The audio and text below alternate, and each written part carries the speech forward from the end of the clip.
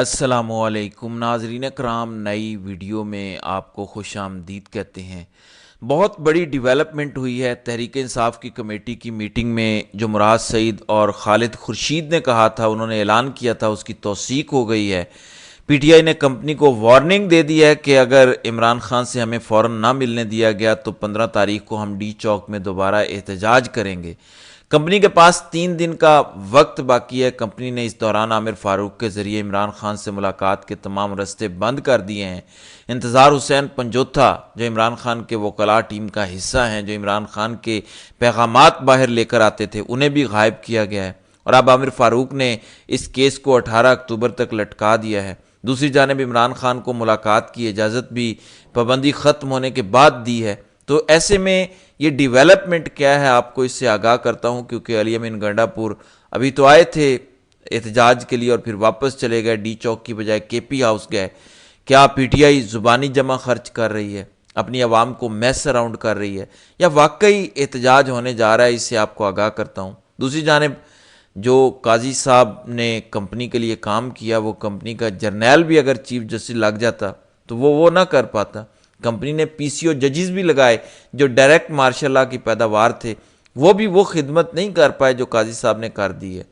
تو ایسے میں قاضی صاحب کا بظاہر تو جانے کا نوٹیفیکیشن جاری ہو چکا ہے، لیکن ایسے ہیرے، ایسے نگینے جو قاضی صاحب جیسے، یہ بڑی مشکل سے ملتے ہیں، لہٰذا کمپنی کچھ کرنے جا رہی ہے۔ اب پی ٹی آئی نے جو اعلامیہ جاری کیا ہے، کیونکہ عامر فاروق نے عمران خان سے ملاقات کی جو پٹیشن تھی، انسانی حقوق کی بنیاد پر ملاقات بہن کو کرنے دی جائے، وہ پٹیشن مسترد ہوئی ہے ایک لحاظ سے، اور کہا گیا کہ آپ ان کی ملاقات کرائیں جب پابندی ختم ہو جائے، یعنی جب آئینی ترمیم ہو جائے گی اس وقت تک عمران خان کو پتہ بھی نہیں ہوگا کہ باہر کیا ہو رہا ہے۔ اب یہ کیا جا رہا ہے؟ عمران خان کو بالکل قید تنہائی میں ڈالا گیا ہے، کیونکہ کمپنی کو یہ خوف ہے کہ عمران خان کے چاہنے والے ہر جگہ ہیں، اڈیالہ میں بھی ہیں جو قیدی ہیں، کہیں بھی عمران خان کسی سے بات کرے گا تو عمران خان تک باہر کی سچویشن پہنچ جائے گی۔ اس لیے عمران خان کو بالکل اکیلا کیا گیا ہے، ان سے کسی کی کوئی ملاقات نہیں ہو رہی، اتنا سٹرکٹ کر دیا گیا ہے۔ ایسے میں پی ٹی آئی کی سیاسی کمیٹی کا ہنگامی اجلاس ہوا، اس کے اعلامیے میں ہے کہ پاکستان تحریک انصاف کا 15 اکتوبر کو اسلام آباد کے ڈی چوک میں بھرپور احتجاج کا اعلان۔ مرکز سے نچلی سطح تک تمام تنظیمی عہدیداران اور ونگز کو ڈی چوک احتجاج کی تیاریوں کو حتمی شکل دینے کی ہدایت۔ 15 اکتوبر کو ڈی چوک کے پرامن احتجاج کی تیاریوں کے پیش نظر پنجاب کے اضلاع میں احتجاج کی منسوخی کا اعلان۔ مینڈیٹ چور اور آئین قانون سے بیزار ناجائز حکمران ظلم اور سفاکیت ترک کرنے پر کسی طور آمادہ نہیں۔ باقی ساری باتیں چھوڑ دیں، اینڈ پر ہے کہ غاصب حکمرانوں نے اڈیالہ میں ناحق قید عمران خان کے بنیادی حقوق فوراً بحال کرتے ہوئے ان کے وکلاء، ڈاکٹرز، اہل خانہ اور قائدین تک مکمل رسائی فی الفور بحال نہ کی تو بھرپور احتجاج کے لیے 15 اکتوبر کو پورے پاکستان سے قافلے نکلیں گے۔ تو یہ بنیادی شرط لگا دی ہے کہ آپ ان کے وکلاء، ان کے ڈاکٹرز، ان کی فیملی کو ملنے دے دیں تو ٹھیک ہے، ورنہ ہم احتجاج کریں گے۔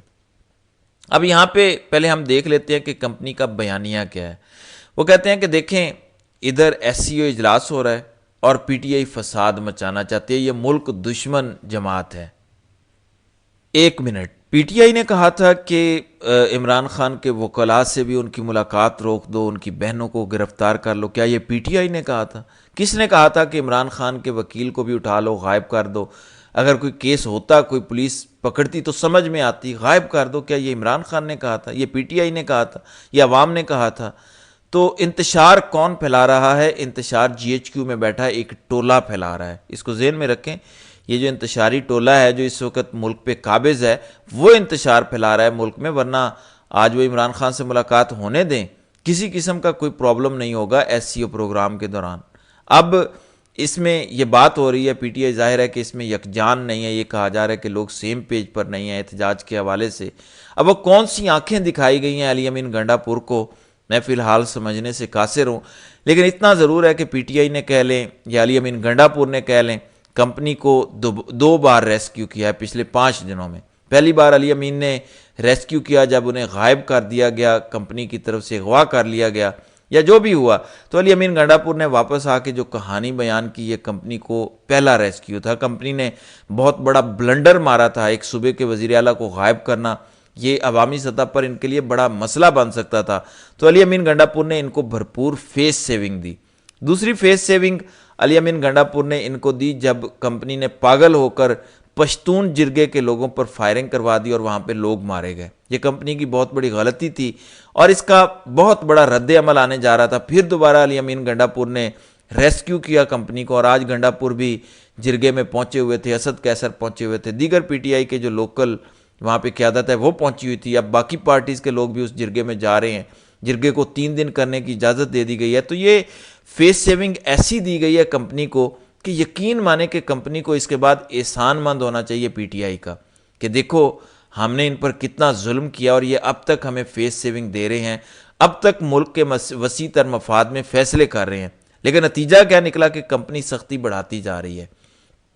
اب ناظرین کرام، اس کی 2 وجوہات سامنے آ سکتی ہیں.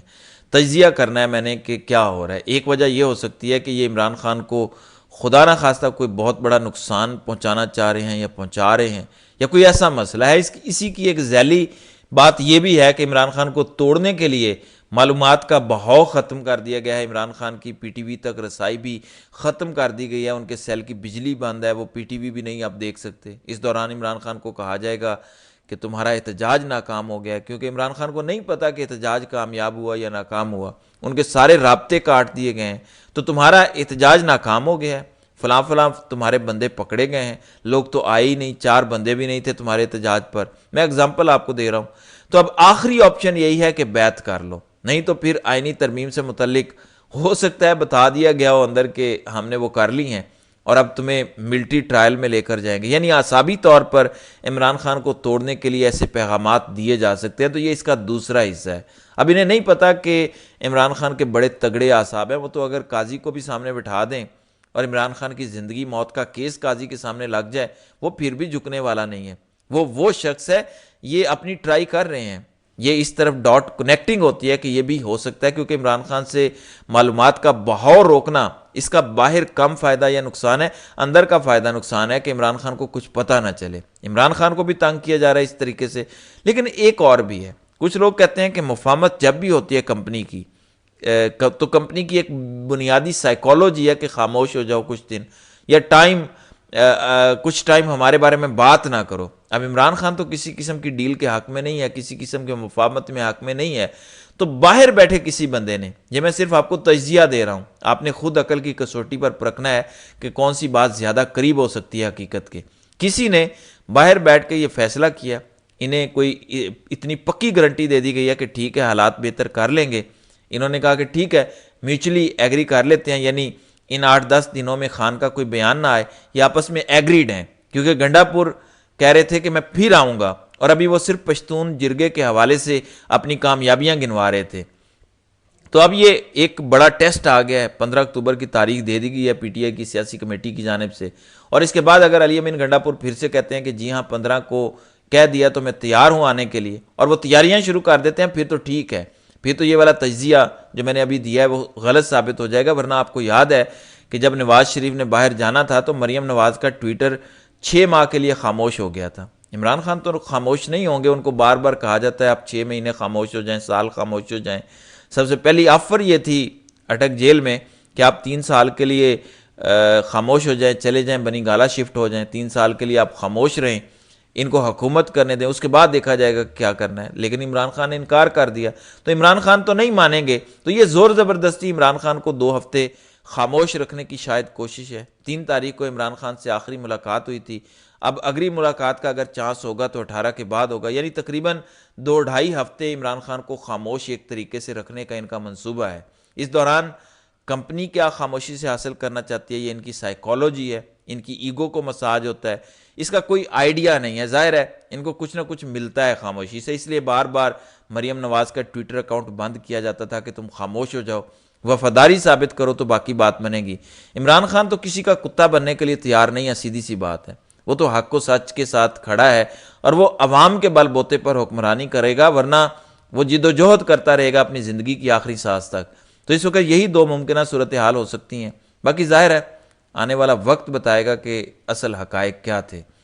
تو دیکھتے ہیں کہ آگے آگے ہوتا ہے کیا۔ تو ناظرین کرام، آپ کی اس ویڈیو کے حوالے سے کیا رائے ہے؟ آپ اپنی رائے کا اظہار کامنٹ سیکشن میں ضرور کیجیے گا۔